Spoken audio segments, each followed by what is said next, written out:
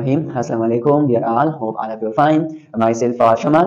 इंशाल्लाह आज के इस लेक्चर में हमने डिटेल से डिस्कस करना है कि हमारे पास एग्जामिनर्स ने साइंटिस्ट ने किन बेसिस पर एनिमल्स को मुख्तलिफ कैटेगरीज में डिवाइड किया हुआ है। अगर हम देखें तो हमारे पास एंशिएंट टाइम में इतने जो आज के फैसिलिटीज है, जो टूल्स एंड टेक्निक्स है, वो हमारे पास एंशिएंट टाइम्स में मौजूद नहीं थे। तो साइंटिस्ट ने बैकबोन के बेस पर एनिमल्स को दो बड़े ग्रुप्स में डिवाइड किया हुआ है। फर्स्ट जो हमारे पास ग्रुप है जिसको हम वर्टिब्रेट कहते हैं, और दूसरा जो हमारे पास ग्रुप है वो है हमारे पास इनवर्टिब्रेट। तो हमारे पास एनिमल की जो क्लासिफिकेशन है, first on the basis of presence और एब्सेंस ऑफ बैकबोन हमने डिस्कस करना है कि हमारे पास इन एनिमल्स में बैकबोन मौजूद है या नहीं है, या बैकबोन को हम स्पाइन भी कहते हैं, या इसके अलावा हम वर्टेब्रल कॉलम भी कहते हैं कि आया इन एनिमल्स में वर्टेब्रल कॉलम मौजूद है या नहीं है। तो वर्टेब्रल कॉलम के बेस पर हमारे पास दो बड़े ग्रुप्स है। फर्स्ट को हम कहते हैं वर्टेब्रेट्स।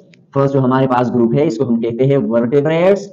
वर्टेब्रेट्स में जो हमारे पास एनिमल्स है, इन तमाम एनिमल्स में हमारे पास वर्टेब्रल कॉलम या स्पाइन या बैकबोन मौजूद है। इन एनिमल्स में हमारे पास आते हैं फिशेस, फिशेस के बाद हमारे पास एम्फीबियंस, एम्फीबियंस के बाद रेप्टाइल्स, इसके अलावा हमारे पास बर्ड्स एंड मैमल्स। ये जो हमारे पास एनिमल्स है, इन तमाम एनिमल्स में बैकबोन मौजूद है, जिसकी वजह से हम इनको वर्टिब्रेट का नाम देते हैं। दूसरा जो हमारे पास मेजर ग्रुप है on the basis of backbone, इसको हम कहते हैं इनवर्टिब्रेट्स। ठीक है, इनवर्टिब्रेट्स। तो हमारे पास इनवर्टिब्रेट का जो ग्रुप है, इनवर्टिब्रेट में हमारे पास बैकबोन या स्पाइन मौजूद नहीं होता, तो इस ग्रुप के एनिमल्स को हम इनवर्टिब्रेट कहते हैं। इनवर्टिब्रेट में हमारे पास ढेर सारे फाइला है, और इन फाइला को फिर मेजर फाइला और माइनर फाइला में डिवाइड किया गया है। मेजर फाइला हम किन बुनियादों पर इन फाइला को मेजर फाइला कहते हैं, क्योंकि हमारे पास जो मेजर फाइला है इनमें न्यूमेरिकल स्ट्रेंथ या स्पीशीज भी ज्यादा है, इनकी न्यूमेरिकल स्ट्रेंथ ज्यादा है। इसके अलावा इन स्पीशीज या इन फाइला में जो मेंबर है इनकी इकोलॉजिकल इंपॉर्टेंस भी ज्यादा है, जिसकी वजह से हम इन फाइला को मेजर फाइला कहते हैं। इसके अलावा हमारे पास माइनर फाइला भी है। माइनर फाइला में जो हमारे पास स्पीशीज है या जो हमारे पास मेंबर है वो इतने ज्यादा नहीं है, we know little about them. और ये जो माइनर फाइला वाले लोग हैं, ये जो माइनर फाइला वाले एनिमल्स है, ये समंदरों में रहते हैं। ठीक है, और इनकी इकोलॉजिकल इंपॉर्टेंस भी इतनी ज्यादा नहीं है, जिसकी वजह से इन मेंबर्स को, इन एनिमल्स को माइनर फाइला में डिवाइड किया हुआ है। फर्स्ट हम लिखेंगे मेजर फाइला हमारे पास कौन कौन से हैं। मेजर फाइला में हमारे पास आते हैं, फर्स्ट जो हमारे पास फाइलम है इसको हम कहते हैं फाइलम फोरेफ्रा, या इसको हम स्पॉन्जेस भी कहते हैं, हम आगे डिस्कस भी करेंगे। सेकंड जो हमारे पास फाइलम है इसको हम कहते हैं सेलेंट्रेटा। हमारे पास फर्स्ट फोरेफ्रा, सेकंड हमारे पास है सेलेंट्रेटा, थर्ड हमारे पास है प्लेटीहेल्मिन्स, चौथा है हमारे पास फाइलम एस्केल्मेंस, फिर हमारे पास फाइलम एनलेरा, फाइलम एनलेरा के बाद फाइलम मोलस्का, फाइलम आर्थ्रोपोडा। इसके बाद अगर हम लिखे एकाइनोडर्मेटा, एकाइनोडर्मेटा, एकाइनोडर्मेटा के बाद फाइलम कार्डेटा, फाइलम कार्डेटा। लेकिन हमारे पास फाइलम कार्डेटा में टू टाइप्स ऑफ एनिमल है, इनवर्टिब्रेट भी है और वर्टिब्रेट भी है। लेकिन हमारे पास हम जिसकी वजह से हम यहाँ ब्रैकेट में लिखेंगे एक्सेप्ट वर्टिब्रेट, मतलब वर्टिब्रेट के अलावा जो हमारे पास कार्डेट है वो इनमें बैकबोन नहीं है, जिसकी वजह से हमने इनको इनवर्टिब्रेट में रखा हुआ है। अगर आपको समझ आए तो हमारे पास फाइलम कार्डेटा में इनवर्टिब्रेट्स भी है। इनवर्टिब्रेट्स हम यहाँ इस इनवर्टिब्रेट ग्रुप में रखेंगे। इसके अलावा हमारे पास जो इनवर्टिब्रेट कार्डेट के अलावा जो हमारे पास वर्टिब्रेट है, इनको हमने यहाँ रखा हुआ है। ठीक है, इसके बाद अगर हम देखें तो सेकंड जो हमारे पास एनिमल्स का क्लासिफिकेशन है, it is on the basis of presence of notochord, कि हमारे पास नोटोकार्ड इन एनिमल्स में मौजूद है या नहीं है। तो नोटोकार्ड के बेस पर हमारे पास एनिमल्स को कार्डेट्स और नॉन कार्डेट्स में डिवाइड किया गया है। हमने अब डिस्कस करना है classification of animals on the basis of notochord, कि हमारे पास इन एनिमल्स में नोटोकार्ड मौजूद है या नहीं है। ठीक है, on the basis of presence or absence of notocard, animals are divided into two groups. First जो हमारे पास ग्रुप है वो है कार्डेट, और दूसरा जो हमारे पास ग्रुप है जिसको हम कहते हैं नॉन कार्डेट। ठीक है, तो नोटोकार्ड के बेस पर हमारे पास एनिमल्स के दो ग्रुप है, कार्डेट्स एंड नॉन कार्डेट्स। ठीक है, कार्डेट्स एंड नॉन कार्डेट्स। अब अगर हम देखें तो कार्डेट्स में कुछ ऐसे फीचर्स मौजूद है जो सिर्फ लिमिटेड है। कार्डेट में जो ये फीचर है ये कार्डेट को नॉन कार्डेट से डिफरेंशिएट करता है। अब हमने वन बाय वन डिस्कस करना है कि कौन से ऐसे फीचर्स है जिनके बिना पर हम कार्डेट को नॉन कार्डेट से डिस्टिंग्विश या डिफरेंशिएट कर सकते हैं। फर्स्ट जो हमारे पास मेजर या बेसिक फीचर है, इसको हम कहते हैं नोटोकार्ड, इसको हम कहते हैं नोटोकार्ड। अब ये नोटोकार्ड क्या चीज है? नोटोकार्ड हमारे पास एक सॉलिड, ये एक सॉलिड फ्लेक्सिबल रॉड है, ये हमारे पास एक सॉलिड और फ्लेक्सिबल रॉड है जो एक कार्डेट के डार्सल रीजन पर मौजूद होता है, डार्सली मौजूद होता है,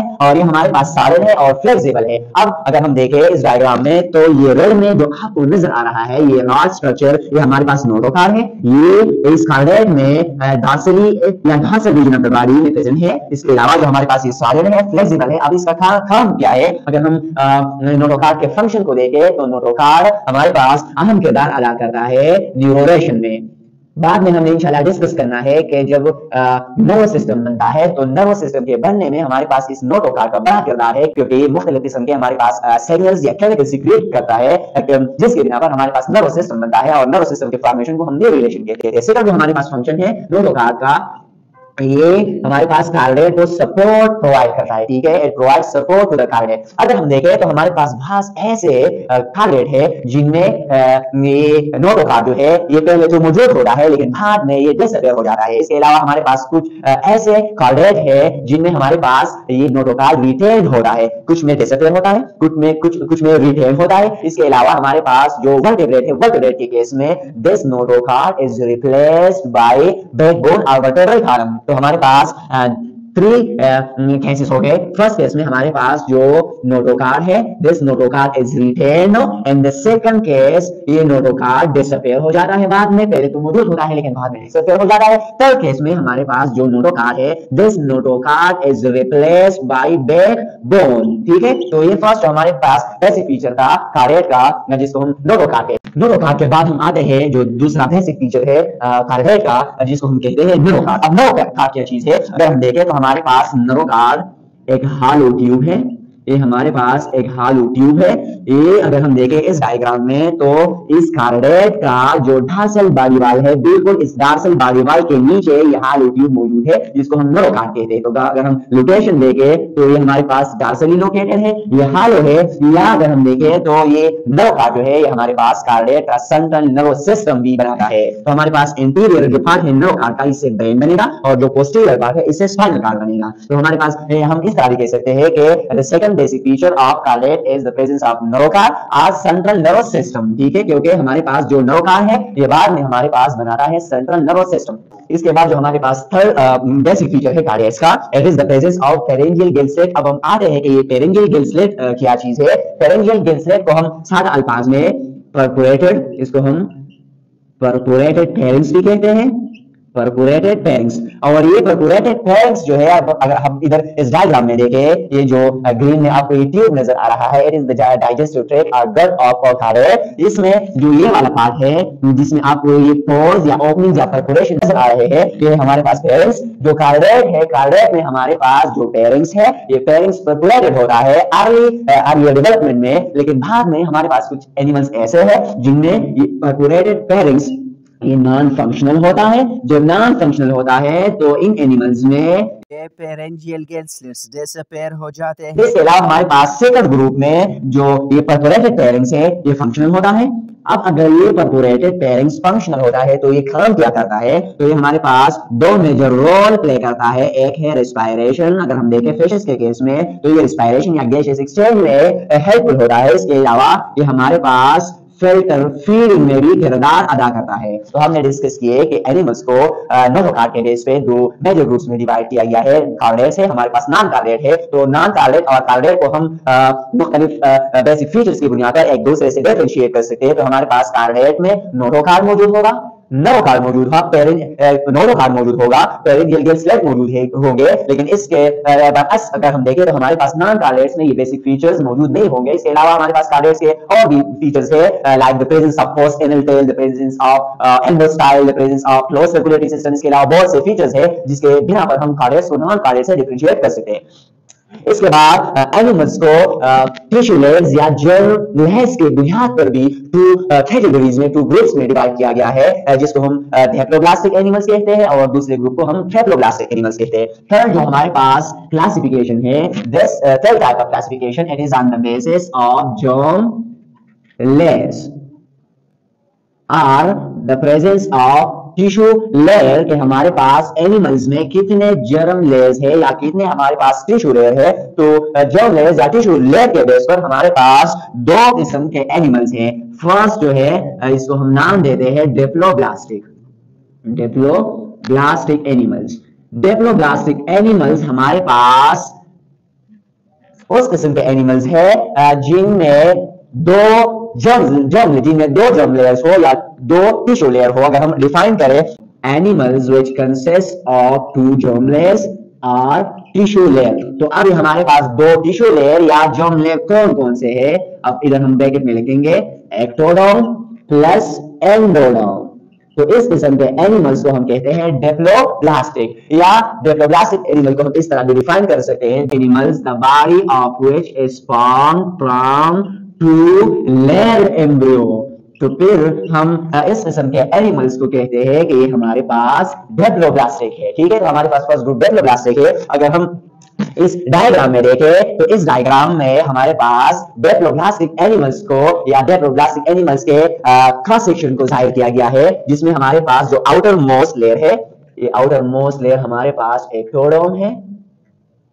इसके बाद हमारे पास जो आपको ये रेड में नजर आ रहा है, ये है हमारे पास एंडोडर्म, और एंडोडर्म और एक्टोडर्म के दरमियान एक नॉन सेलुलर लेयर है जो सेल से नहीं बना होता। जिस तरह हमारे पास एक्टोडर्म इधर और एंडोडर्म के दरमियान मेसोडर्म है, तो इस तरह डेप्लोब्लास्टिक एनिमल में मेसोडर्म मौजूद नहीं है, क्योंकि हमारे पास सिर्फ दो लेयर है, एक को हम कहते हैं एक्टोडर्म और दूसरे को हम कहते हैं एंडोडर्म। तो इस केस में एक्टोडर्म और एंडोडर्म के दरमियान हमारे पास एक नॉन सेलुलर लेयर मौजूद है, जो आपको ग्रीन में नजर आ रहा है। हमारे पास एक नॉन सेलुलर लेयर मौजूद है। सेलुलर लेयर जो है इसको हम कहते हैं मेसोग्लिया। ठीक है, इसको हम कहते हैं मेसोग्लिया, और ये मेसोग्लिया जो है ये क्या करता है, एक कुशन के तौर पर हमारे पास काम करता है। तो ये हमारे पास डेप्लोब्लास्टिक एनिमल जिनमें हमारे पास एक्टोडर्म है, एंडोडर्म है, और एक्टोडर्म और एंडोडर्म के दरमियान हमारे पास एक नॉन सेलुलर जेलेटिनस सब्सटेंस मौजूद है, जिसको हम मेसोग्लिया कहते हैं। सेकंड जो हमारे पास ग्रुप है जिसको हम कहते हैं ट्रेप्लोब्लास्टिक एनिमल्स। ट्रेप्लोब्लास्टिक एनिमल्स,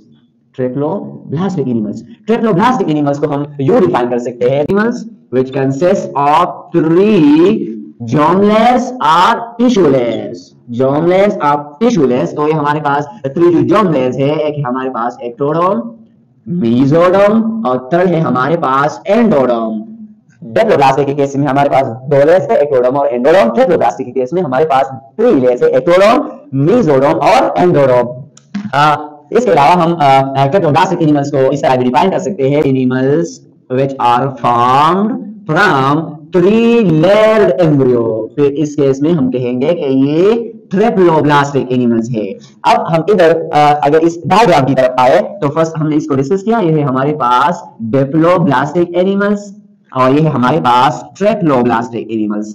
तो अगर हम इस ट्रेप्लोब्लास्टिक एनिमल्स को देखें तो इसमें आपको नजर आ रहा होगा कि हमारे पास 3 लेयर्स मौजूद है, जो आउटर मोस्ट आपको ब्लू में नजर आ रहा है, ये है हमारे पास एक्टोडर्म। के बाद जो हमारे पास आपको ग्रीन में एक लेयर नजर आ रहा होगा, इसको हम कहते हैं मेसोडर्म, और मेसोडर्म के बाद हमारे पास ये जो आपको रेड में एक लेयर नजर आ रहा है, इसको हम कहते हैं एंडोडर्म।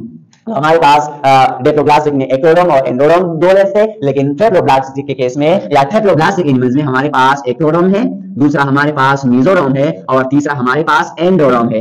अब अगर हम देखें तो हमारे पास डेवलपमेंट के दौरान में एक प्रोसेस होता है जिसको हम गैस्ट्रुलेशन कहते हैं, जो ये हमारे पास 3 लेयर्स है, एक्टोडर्म, मेसोडर्म और एंडोडर्म, ये गैस्ट्रुलेशन के रिजल्ट में बनते हैं। जब ये 3 लेयर्स बन जाते हैं, इसके बाद गैस्ट्रुलेशन के बाद जो हमारे पास स्टेप है, इसको हम ऑर्गेनोजेनेसिस कहते हैं। तो ये हमारे पास एक्टोडर्म, मेसोडर्म और एंडोडर्म जो है ये हमारे जिस्म में खास बॉडी स्ट्रक्चर या खास किस्म के ऑर्गन्स बनाता है। तो हमारे पास जब एम्ब्रियो बन जाता है तो इस केस में हम इन लेयर्स को डिस्टिंक्टली वाज़ेह तौर पर एक दूसरे से सेपरेट नहीं कर सकते, क्योंकि बाद में ये हमारे पास हमारे जिस्म के मुख्तलिफ किस्म के बॉडी पार्ट्स बनाता है। कोई नर्वस सिस्टम बनाता है, कोई इंटीग्रेटरी सिस्टम बनाता है, कोई सर्कुलेटरी सिस्टम बनाता है। ठीक है ना।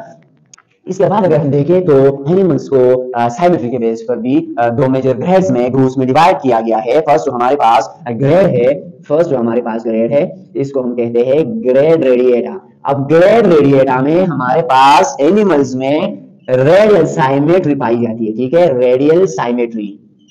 तो हमारे पास ग्रेड रेडिएटा में जो एनिमल्स है इनको हम रेडियल साइमेट्रिकल कहते हैं। Radial symmetrical are those animals the body of which can be cut or divided into two equal parts in more than one plane. अगर इस डायग्राम में देखें तो इस डायग्राम में आपको नजर आ रहा है एक सिलेंट्रेड, और इस सिलेंट्रेड के बॉडी को हम एक से ज्यादा प्लेन्स पर इनके बॉडी को दो इक्वल पार्ट्स में, दो इक्वल हार्स में डिवाइड कर सकते हैं, जिसकी वजह से हम इनको रेडियल साइमेट्रिकल कहते हैं। अब रेडियल साइमेट्रिकल एनिमल्स के केस में हमारे पास दो सरफेसेस होंगे, एक को हम अपर सरफेस कहते हैं और दूसरे को हम कहते हैं लोअर सरफेस। ठीक है, एक को अपर सरफेस और दूसरे को लोअर सरफेस। और ये साइमेट्री जो है ये हमारे पास मौजूद है सेलेंट्रेट्स में, या जो हमारे पास ग्रेड रेडिएटा में आते हैं सेलेंट्रेट्स या फाइलम सेलेंट्रेटा। इसके बाद हमारे पास जो सेकंड ग्रुप है इसको हम कहते हैं ग्रेड बाइलेट्रिया। फर्स्ट हमारे पास ग्रेड रेडिएटा था, दूसरा है हमारे पास ग्रेड बाइलेट्रिया। अब ग्रेड बाइलेट्रिया में हमारे पास जो एनिमल्स है इन एनिमल्स को हम बाइलेटरल साइमेट्रिकल एनिमल्स कहते हैं। ठीक है, bilateral symmetrical animals. Bilateral symmetrical are those animals the body of which can be divided into two equal halves and a single plane. अगर हम अपनी बॉडी के एग्जांपल ले तो हमारे पास हम अपने बॉडीज को दो इक्वल हार्स में डिवाइड कर सकते हैं इन अ सिंगल प्लेन। एक हमारे पास आ जाएगा right part of the body and the second one left part of the body. तो इस किस्म के सारे रूप हम कहते हैं बाइलेटरल सिमेट्री। अगर हम इस व्हाइट बोर्ड पर देखें, ये जो हमारे पास डायग्राम है, ये डायग्राम हमारे पास एक ड्रैगन फ्लाई का है। तो ड्रैगन फ्लाई भी हमारे पास बाइलेटरल सिमेट्री शो कर रहा है। क्यों हम इसको बाइलेटरल सिमेट्री कहते हैं? क्योंकि इस ड्रैगन फ्लाई के बॉडी को सिर्फ एक ही प्लेन पर हम दो इक्वल हिस्सों में तकसीम कर सकते हैं, डिवाइड कर सकते हैं। और ये जो सिंगल प्लेन है ये हमारे पास ये वाला प्लेन है। अगर हम इस ड्रैगन फ्लाई को इधर से डिवाइड करें, इधर से कट करें, तो ये हमारे पास ये दो विंग्स इधर जाएंगे, दो विंग्स इधर आ जाएंगे। एक जो हमारे पास आई है एक इस तरफ एक इस तरफ। तो इस तरह के साइमेट्री को हम बाइलेटरल साइमेट्री कहते हैं। इसके बाद इंशाल्लाह हमने आगे वाले लेक्चर्स में डिस्कस करना है कि एनिमल्स को फिर सेलों के बेस पर भी मुख्तलिफ ग्रुप्स में डिवाइड किया गया है। अगर हम ग्रेड बाइलेट्रिया और ग्रेड रेडिएटा के बाद अगर हम देखें तो हमारे पास एक इंटरेस्टिंग फैक्ट भी है कि जो हमारे पास फाइलम इकाइनोडर्मेटा है, फाइलम इकाइनोडर्मेटा में हमारे पास जो लार्वल स्टेजेस है, जो हमारे पास लार्वल स्टेजेस है इकाइनोडर्म है, ये हमारे पास बाइलेटरल साइमेट्री शो करता है। लेकिन ऑन द अदर हैंड जो इकाइनोडर्म्स के एडल्ट्स है, तो एडल्ट्स में हमारे पास रेडियल साइमेट्री पाई जाती है। अगर हम स्टारफिश की एग्जांपल ले ले, आपने स्टारफिश को देखा भी होगा कि स्टारफिश के बॉडी को हम एक से ज्यादा प्लेन पर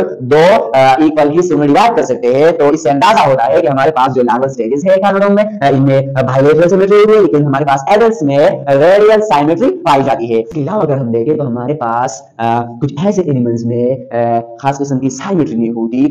इस ग्रुप के एनिमल्स को हम एसाइमेट्रिकल एनिमल्स कहते हैं। अगर हम यहाँ इधर इस डायग्राम में देखें, ये डायग्राम हमारे पास एक स्पॉन्जिस का है, एक पोरेक्लिनस का है, और आप देख सकते हैं कि इन स्पॉन्जिस में हमारे पास खास किस्म की सिमेट्री नहीं है। तो हम लिख सकते हैं कि हमारे पास स्पॉन्जिस जो है या हमारे पास पोरेक्लिनस जो है ये एसाइमेट्रिकल है, क्योंकि इनके बॉडी को हम दो इक्वल हिस्सों में डिवाइड नहीं कर सकते, जिसके बिना पर हम कह सकते हैं कि हमारे पास फाइलम पोरेक्लिना में या स्पॉन्जिस में कोई खास किस्म की साइमेट्री नहीं होती।